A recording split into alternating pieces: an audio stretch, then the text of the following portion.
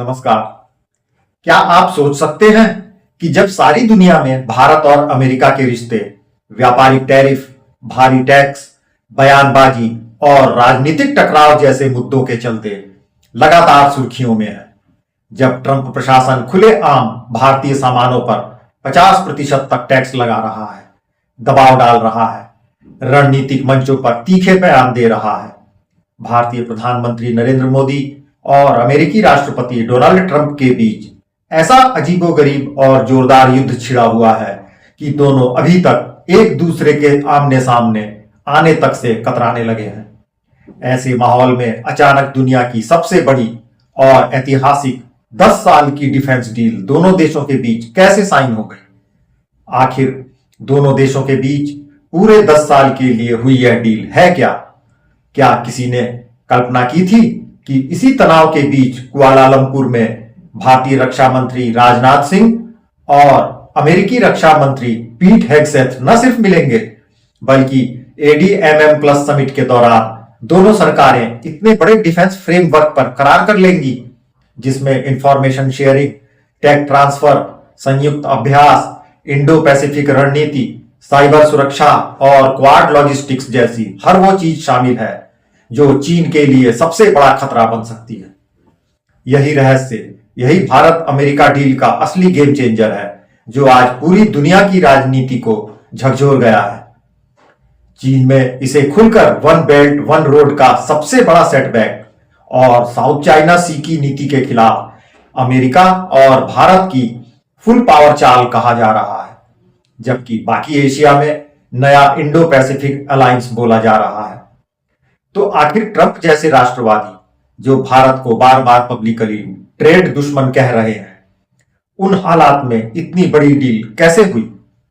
क्या इसका रहस्य दरअसल भारत और अमेरिका दोनों की मजबूरी, दोनों की रणनीति और दोनों के लिए चीन से मुकाबला ही है, या फिर पर्दे के पीछे कुछ बहुत बड़ा हुआ है? बीते महीनों में चीन ने इंडो पैसिफिक में समुद्री ताकत, आर्थिक निवेश, पाक अफगान बॉर्डर, दक्षिण चीन सागर, हर जगह अपने मोहरे तेजी से तैनात किए। इधर दूसरी तरफ रूस चीन के गहरे रिश्तों की वजह से अमेरिका को साउथ ईस्ट एशिया में भरोसेमंद पार्टनर चाहिए था।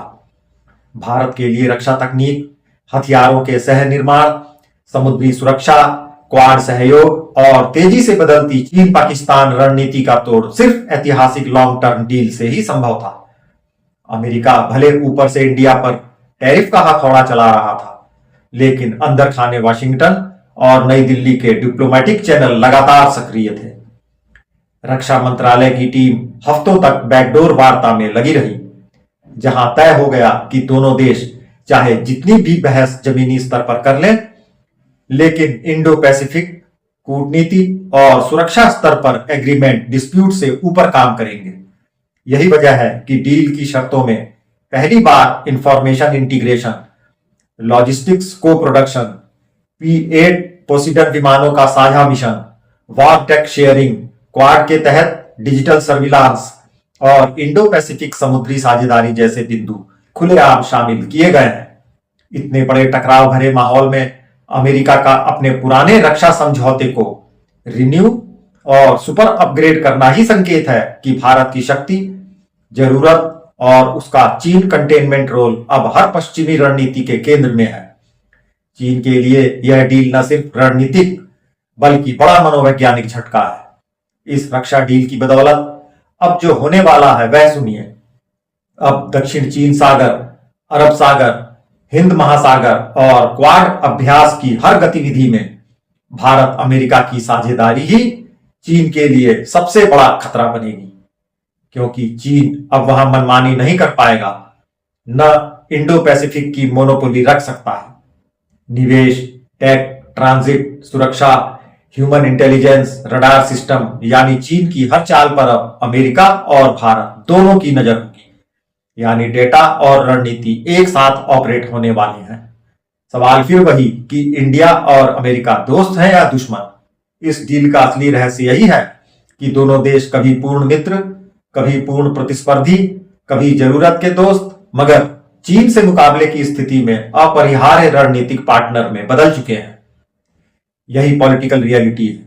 ऊपरी सतह पर टैरिफ वॉर चलती रहे, धरातल पर अगला दशक डिफेंस, डेटा और इंडो पैसिफिक की सुरक्षा इन्हीं दो ताकतों की साझा लीडरशिप के हाथ में रहेगा। और यही वर्तमान डील का सबसे बड़ा रहस्य है। वैसे भारत और अमेरिका के भावी संबंधों को लेकर आपकी अपनी क्या भविष्यवाणी और एनालिसिस है, जरूर बताइएगा।